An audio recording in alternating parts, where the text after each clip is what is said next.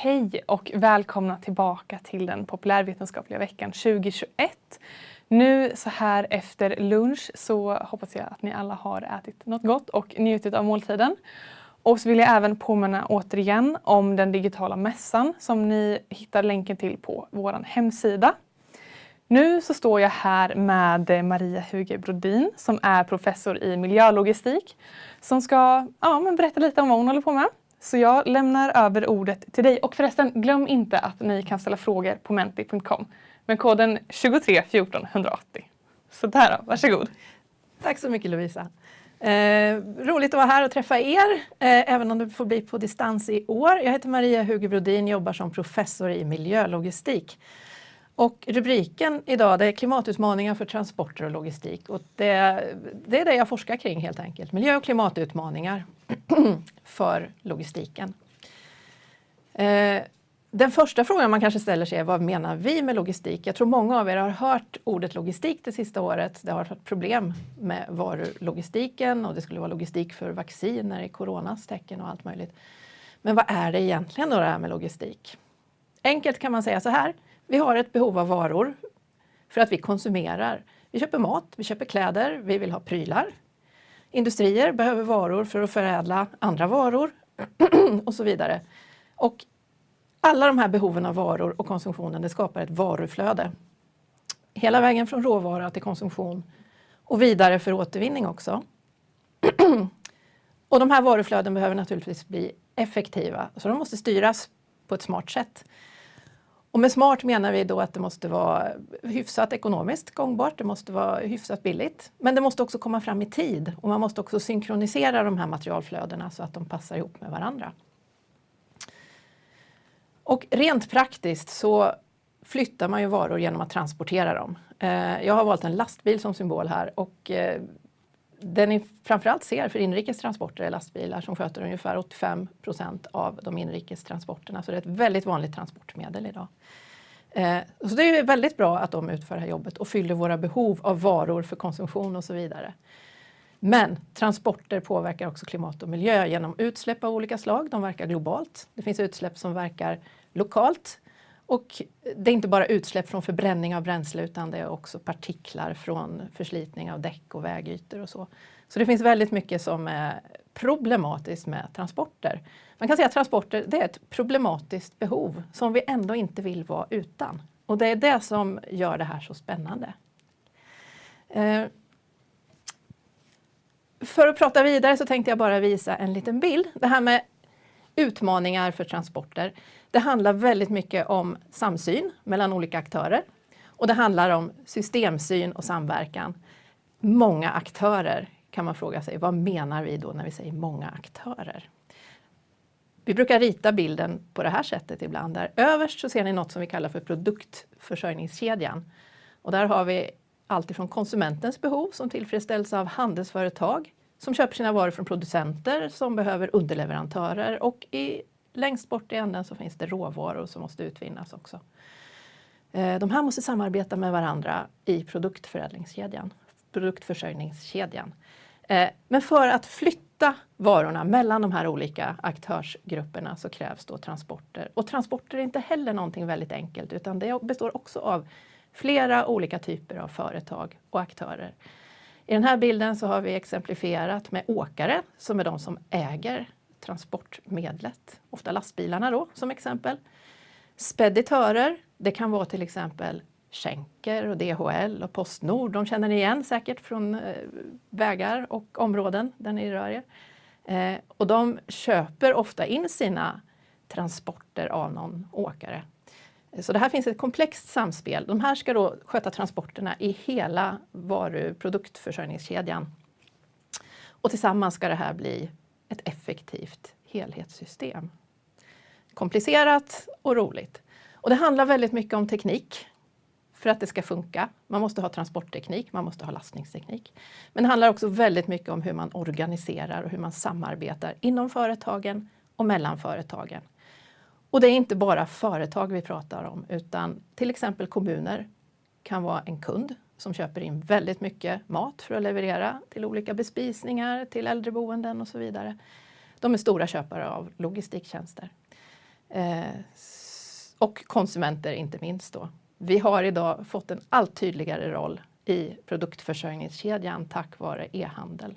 Där vi ju faktiskt är sista ledet och får en industriellt producerad transport ända hem till dörren i vissa fall. Om vi då kopplar på det här med klimat och miljö som är så spännande. Klimat, som jag ser det, är en del av miljöbegreppet. Miljö innefattar ännu mer, det är försurande ämnen och så vidare. Men klimatutmaningen är ju det vi pratar väldigt mycket om idag som känns otroligt angelägen att ta tag i. Så när man pratar om logistik med hänsyn till klimat och miljö, då handlar det om att utforma systemen med hänsyn till klimat- och miljöaspekter på olika sätt.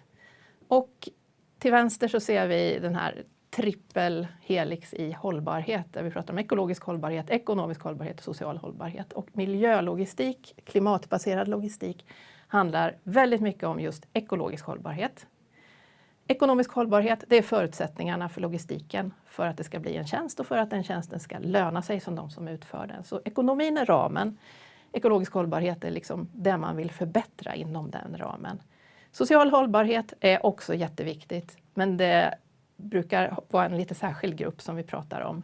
Hållbara försörjningskedjor, då brukar vi också inkludera social hållbarhet. Men idag så håller vi oss till klimat- och miljöaspekterna. Vad är det då vi pratar om att man kan göra? Det är ju intressant, för det här logistik, det är lite abstrakt. Så den här punkten är inte heller så himla konkret, den är också ganska abstrakt. Det handlar om att utforma och planera komplexa materialflöden. Det kan till exempel handla om att bestämma, ska vi ha central produktion och lagring av varor på ett ställe i hela världen som sen ska spridas ut till konsumtion? Eller ska vi ha lokala enheter som försörjer marknader? Det kan också handla om ruttplanering, där man planerar för de här leveranserna ända ut till kund så att de blir så effektiva som möjligt, så de når kunden i rätt tid och ändå blir kostnadseffektiva. Och lägger man då till miljöaspekterna så ska de ju naturligtvis vara miljövänliga också. Och då brukar vi prata om att kostnadseffektiva system, de driver också miljöförbättringar. För man använder mindre resurser, alltså blir det bra för miljön. Men ibland sker ju det på bekostnad av kundservicen och leveransservicen, så kunderna kanske blir lite mindre nöjda. Och det är en balansgång man måste gå. Vi har många tekniska frågor att ta hänsyn till, och logistik är inte ett ämne där vi utvecklar teknik, men det är ett område där vi måste förhålla oss till teknik. Och bränsle, motorer och fordonsdesign är exempel på det, som jag återkommer till alldeles strax. Elektrifiering har ni säkert hört talas om. Transportsektorn står inför en gigantisk elektrifieringsvåg. Men den kommer lite längre fram, för vi har inte riktigt tekniken på platsen. Men man börjar förbereda sig för den. Digitaliseringen är också ett område som kommer att påverka transporter och logistik väldigt mycket. Framförallt med möjligheter att förbättra och effektivisera. Men logistik är spännande, för det är teknik och det är ekonomi, men det är också beteende. Och väldigt nära användarna eller utförarna av logistik så kommer det här med sparsam körning. Ni som har tagit körkort eller håller på att ta körkort, ni har säkert tränat på sparsam körning. De som jobbar för ett åkeri och kör lastbilar, de får verkligen fokus på att jobba med sparsam körning. För det tjänar ju inte bara miljön, utan man tjänar också väldigt mycket pengar på att tillämpa sparsam körning där. Väldigt, väldigt viktigt idag.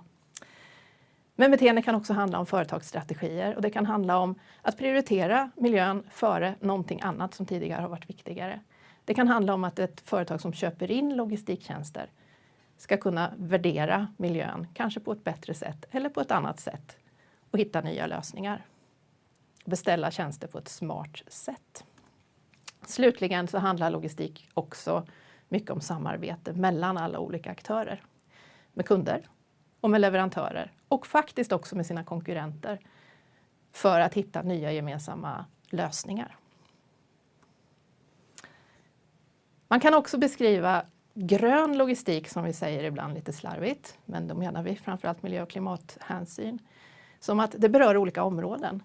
Citylogistik, det vill säga distribution av varor till städer och butiker och till restauranger i städer. Jätteviktigt att det fungerar. Vi vill ju ha våra restauranger, vi vill ha våra butiker.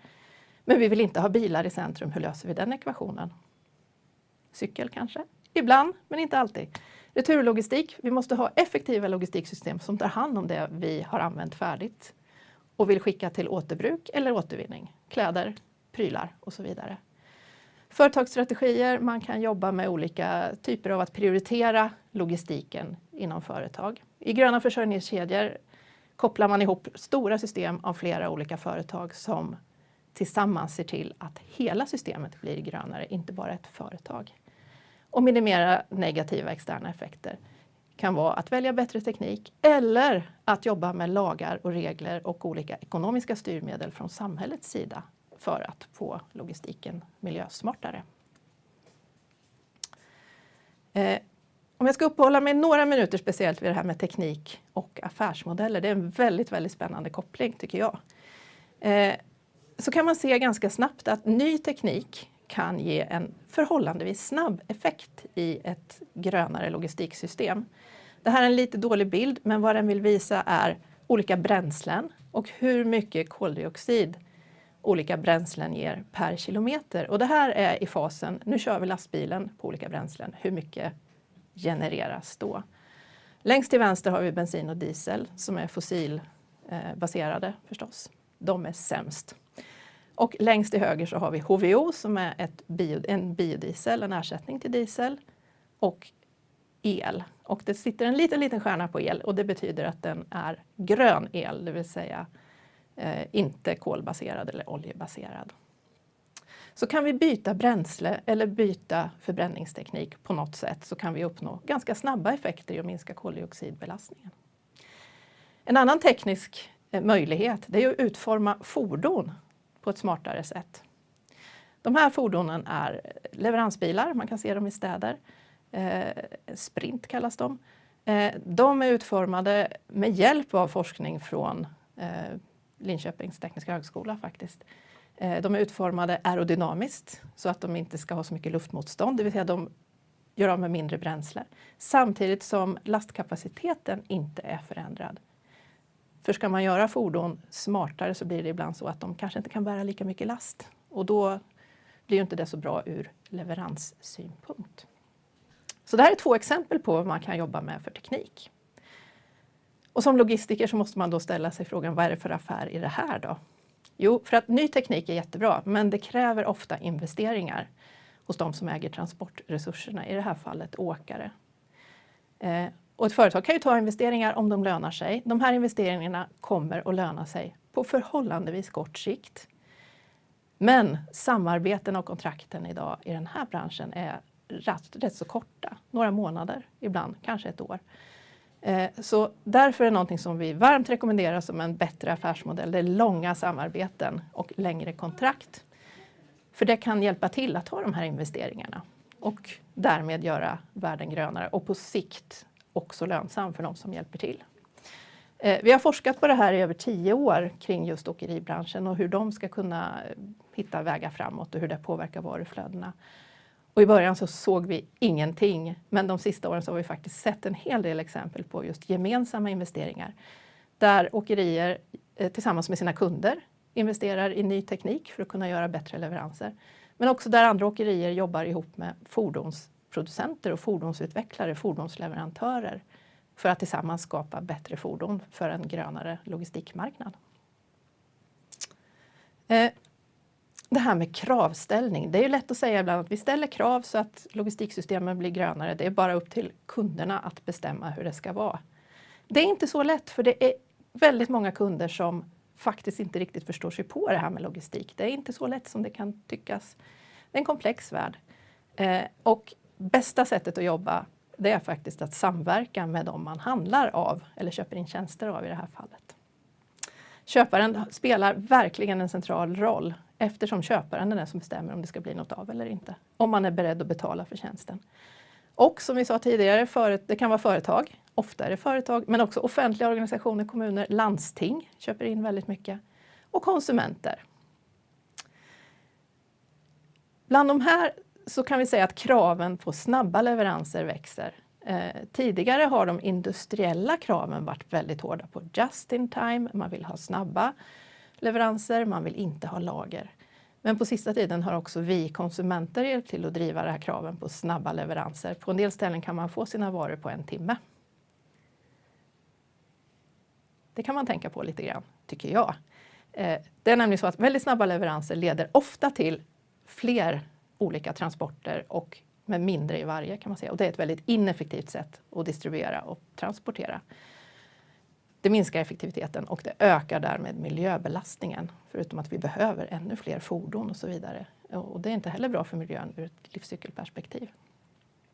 Så det är just det här med att i samverkan mellan köpare och säljare av transport- och logistiktjänster, det är där vi kan hitta de spännande, nya, innovativa lösningarna som man kan hjälpas åt och visa att de fungerar och sprida kunskapen. Det är någonting som vi tycker är väldigt spännande att titta vidare på när vi forskar. Hur ser det ut då egentligen? Alltså man kan visa siffror på väldigt många sätt på hur det går. Vi kan säga att vi har minskat vår koldioxidbelastning från transportsektorn lite grann. Mest beror det på att vi har börjat använda HVO. Och det är mycket HVO inblandad i vanlig diesel, det vill säga biodiesel. Det är bra, men det räcker inte till. Tidigare forskning har visat att tekniska landvinningar äts ofta upp av ineffektiv logistik. Men med det sagt så under 2018-19 då såg vi faktiskt att nu börjar de här lösningarna verkligen vinna mark. Det börjar hända någonting. Vi börjar se exempel på fungerande samarbeten och inte bara prov utan riktiga varuflöden, långsiktiga som man utformar tillsammans och driver jättebra. Och sen kom covid. Och då tog väldigt mycket stopp.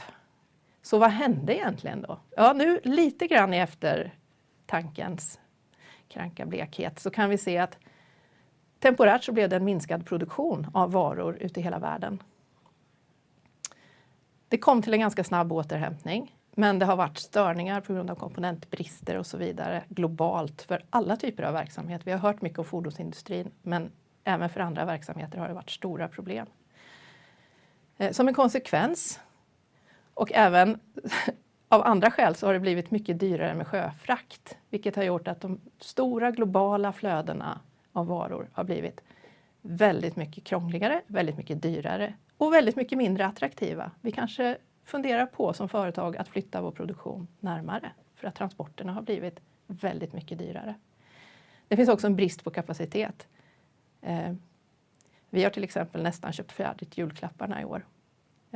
Det har vi aldrig gjort förut, men vi vill inte stå där och sakna möjlighet. Man har varnat för stora brister, det har ni säkert sett också. Det som hände i och med corona, det var också att det blev en väldig fart på e-handel relativt sett. Det kanske några av er känner igen sig i. Jag gör det. Man blev mer benägen och det var bekvämt att handla på nätet helt enkelt.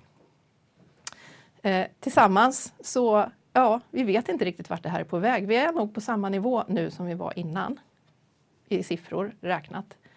Vi vet inte vart det här tar vägen och det är det som är så spännande att få vara med och följa den här utvecklingen just nu, tycker jag. En fråga man kan ställa sig som avslutning, det är ju, man kan lätt ibland bli lite tagen av att det här känns stort, det här är jobbigt, klimatutmaningen är gigantisk. Vad kan vi göra nu? Low hanging fruits brukar man prata om ibland, men vad kan vi göra precis nu för att möta utmaningarna? Jag vill säga så här att insatser behövs på alla områden. Det finns inte en sak som är viktigast. Vi behöver utveckla ny teknik. Vi behöver jobba med ekonomin för att få de här systemen att fungera. Man kanske behöver ekonomiska incitament. Men man behöver också jobba på det politiska planet och skapa lagar och regler. Skapa ekonomiska drivkrafter genom olika typer av stöd som kan krävas för investeringar och så vidare. Allt det här krävs och mycket därtill. Och funderar ni på att plugga inom logistik så småningom så skulle jag skicka in en till och det är språk. Logistik är jätteinternationellt. Så språk, förutom engelskan kanske ett till, är jättebra att ha med sig. Sist, och den skickar jag med er som både framtida vuxna medborgare, vart ni än kommer att komma och arbeta, eller som studenter, eller kanske som konsumenter. Tiden är viktig.